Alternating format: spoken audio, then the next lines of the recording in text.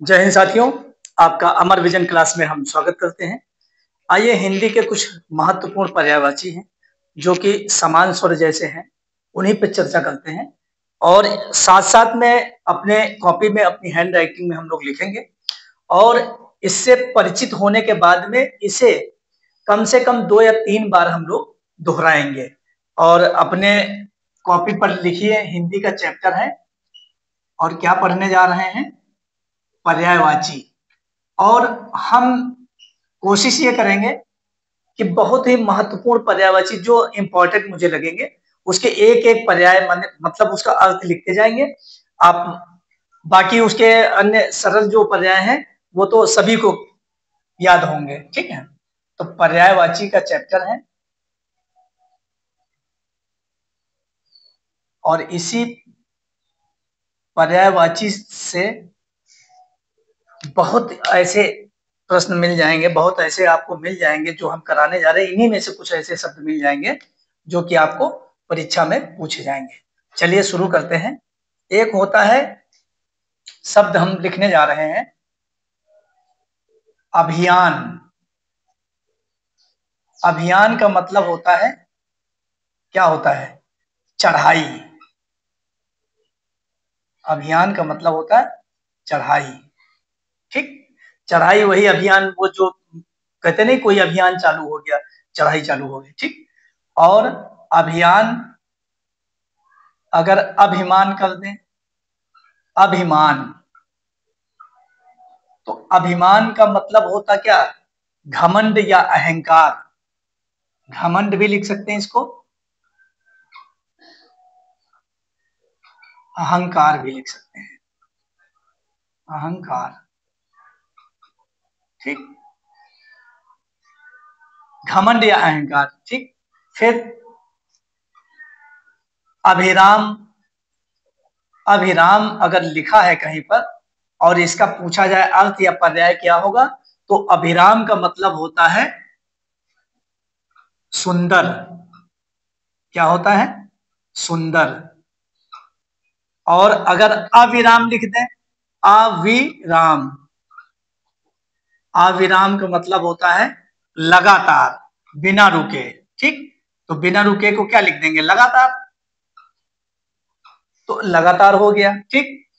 अविराम, अविराम। अभियान आपको पता चल गया, ठीक? आइए फिर चलते हैं।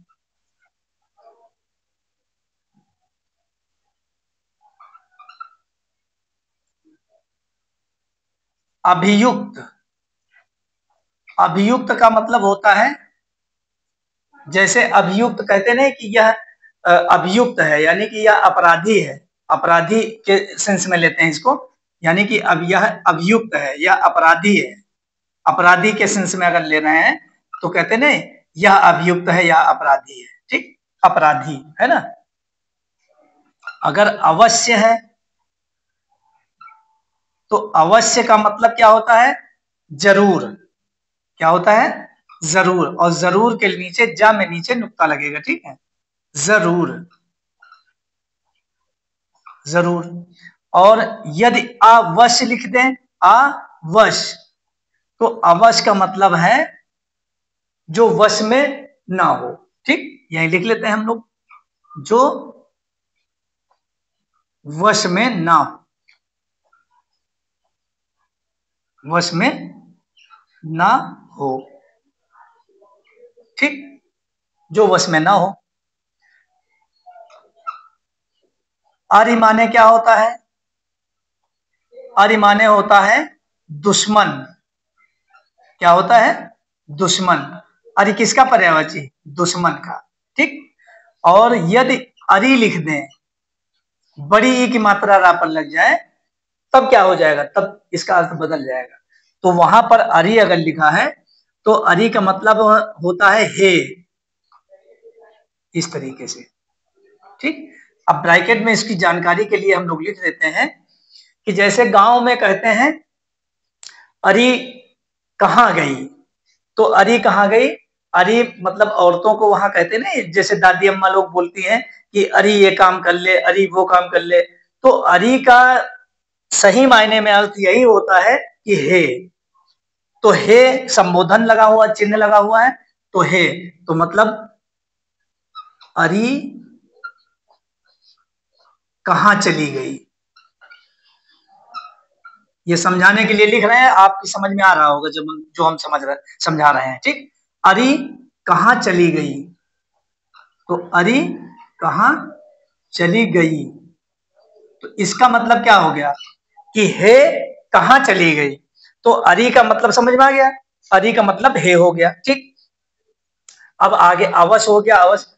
यदि अली लिख दें, ला पर छोटी ई की मात्रा लगा दें, अली, तो अली मतलब होता है भौरा। क्या होता है, भौरा। भौरे के बहुत सारे पर्यायवाची हैं, लेकिन हम अली का मतलब लिख रहे हैं कि ताकि आपको ये भी याद हो जाए कि इसका मतलब भी भौरा होता है। ठीक, अब आ जाते हैं ला पर बड़ी ई की मात्रा लगा के देखते हैं क्या बनता है। आइए इधर लिख लेते हैं हम लोग, लाइन खींच करके इधर बना लेते हैं। ठीक, तो बड़ी ई की मात्रा जब लगेगी ला पर तो अली हो जाएगा। अली मतलब हो जाएगा क्या, सखी हो जाएगा, कहते हैं सखी सहेली, तो ये सखी हो जाएगा। अली का मतलब, अली का मतलब सखी। यदि हम लिख दें आदि, आदि, द पर छोटी की मात्रा है, देखिए ध्यान दीजिए, द पर छोटी की मात्रा आदि, आदि का मतलब होता वगैरह, यहां पर नुक्ता लगाइए, वगैरह। और यदि आदि लिख दें, द पर बड़ी की मात्रा कर देते हैं, तब वहां पर हो जाएगा कि अभ्यस्त, अभ्यस्त मतलब बिजी, है ना, इंग्लिश में क्या बोलते हैं, बिजी है, अभ्यस्त है। ठीक, ठीक, अब हमने अगर लिखा आकर, आकर मतलब होता है खान, या खान नहीं, या इसको खजाना भी कह सकते हैं।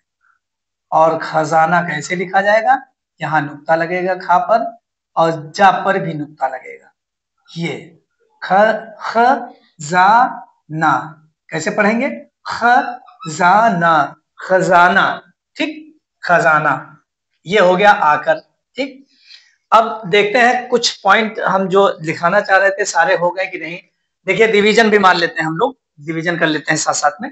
देखिए अभियान चढ़ाई हो गई, अभिमान घमंड हो गया, अभिराम सुंदर।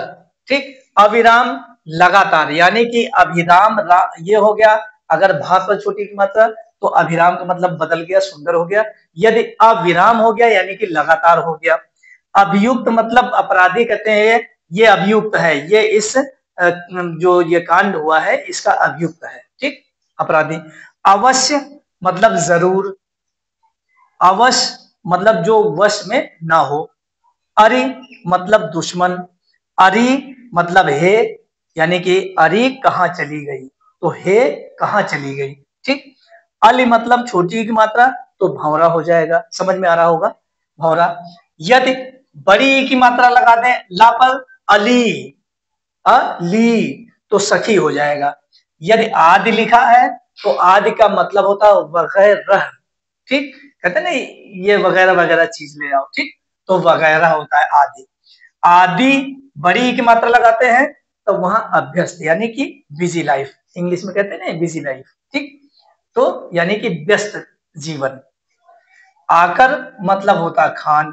ठीक, अब आकर मतलब खान होता है। यदि हम लिख दें आकार, बड़ा की मात्रा का पर भी लगा दें, तो आकार का मतलब होता शक्ल।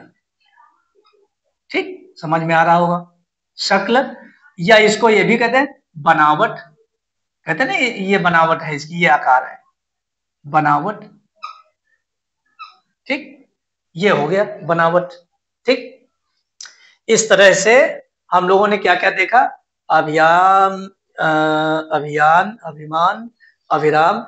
छूटा तो हमारे हिसाब से जितना हम कराना चाह रहे थे, 2 2 4 2 6, 1 2 3 4 5 6 7 8 9 10 11 12 13 14 15, 15 शब्द हम लोगों ने याद किए हैं। ठीक, और हमारे हिसाब से आपको यहीं पर याद भी हो गया होगा। अगर हम और चीज आ छोड़ करके अन्य शब्द लेते हैं, यदि फण, अगर अणा लिखा है फण, फण का मतलब होता है सर्प का फन, जो सर्प होता सांप होता, तो इसको लिखिए यहां पर कि सांप का मुंह। क्या होगा? सांप का मुंह, सांप का मुंह। ठीक। और यदि फड़ कह दें, अड़ा लगा दें ये वाला, तो फड़ का मतलब चेंज हो जाएगा, बदल जाएगा। इसका मतलब होता है कि ये फड़ कहते नहीं, ये फड़ लगा हुआ है, ये स्थान जिस जगह को, जैसे गांवों में देखते हैं बाजार लगाते हैं जो लोग अनाज तोलते हैं, तो वो फड़ अपना लगाते हैं, वो अपना तिरपाल विरपाल बिछा करके तराजू भाट लेकर के बैठते हैं, तो ये फड़ वही है। फड़ का मतलब होता है स्थान, बैठने का स्थान। ठीक, यहाँ अपनी समझ के लिए लिख लेते हैं कि बैठने का स्थान, बैठने का स्थान, बैठने का स्थान, बैठने का स्थान हो गया। ठीक। यदि फन लिख दें, फा और नार बना दे, इधर अड़ा की जगह ना कर देते हैं, तो चेंज बदल जाएगा इसका मतलब। इसका मतलब फिर क्या हो जाएगा कि फन का मतलब होता है कला। वही कला, जैसे संगीत की कला हो गई या डांस की कला हो गई या नृत्य, जो भी है कला, यानी कि जैसे कहते हैं कोई की कला में अगर यदि इसमें माहिर है तो उसको फनकार कहते हैं। ठीक, फनकार, फन मतलब कला होती है। ठीक, इस तरीके से हम लोग यदि पवन कह दें, पवन मतलब हवा हो गई, पवन का मतलब हवा हो गई। ठीक, यदि पावन कह दें, बड़े आगे मात्रा लगा देते हैं, तो पावन का मतलब होता पवित्र। आप सब लोग समझ रहे होंगे कि पावन का मतलब पवित्र होता है। इस तरीके से बदलता जा रहा है ना। पवन का मतलब हवा और पावन का मतलब पवित्र। अब जैसे कहते हैं अनिल, अनिल ना पर छोटी मात्रा है, अनिल, अनिल का मतलब क्या होता है? हवा, इसके मतलब भी हवा होता है। ठीक, यदि लिख दे अनल, ना पर कोई मात्रा नहीं है, अनल, अनल का मतलब होता है आग। और आग के बहुत सारे पर्यायवाची हैं, सभी को पता है। अनल पावक आग हुतासन धूमकेतु वैश्वानर, ठीक, धनंजय, ये सब आग के पर्यायवाची हैं, और भी हैं आग के पर्यायवाची। तो अनल, अनिल, अनिल हवा हो गई, अनल आग हो गई। इस तरीके से हम लोगों ने क्या देखा। अब ये देखिए रीडिंग लगाते हैं इतने की। आकार, आकर का खान और खजाना हो गया। आकार का मतलब होता शक्ल, और फर का मतलब होता सांप का मुंह, और फर का मतलब बैठने का स्थान, जैसे फर लगा हुआ है। ठीक, फन का मतलब होता कला, और पवन मतलब हवा, पावन का मतलब होता पवित्र, अनिल माने होता है हवा, और अनल माने आग। तो इस तरीके से हम लोगों ने इतने बहुत ही अच्छे शब्द चुनिंदा जो हैं आपको याद कराने का काम आज हमने किया है। संभवतः हमें आशा है कि आपको समझ में भी आया होगा और आपको इसी क्लास में याद भी हो गया होगा। तो आज की क्लास आप लोग स्क्रीनशॉट लेना चाहे ले लें, बाकी आपको जितने भी इम्पोर्टेंट लगे, आप अगर इतना भी जितना हम करवा रहे हैं, लिखवा रहे हैं, तो ये मान के चलिए कि ये बहुत ही चुनिंदा शब्द है। ये कहीं ना कहीं कंफ्यूज कर देंगे। अगर आपके एग्जाम में इस तरीके से दे देगा तो आप कंफ्यूज हो सकते हैं, इसलिए हम चाहते हैं कि इनसे भी आपका परिचय हो जाए। ठीक, तो आज की क्लास हम यहीं समाप्त करते हैं। जय हिंद, जय भारत।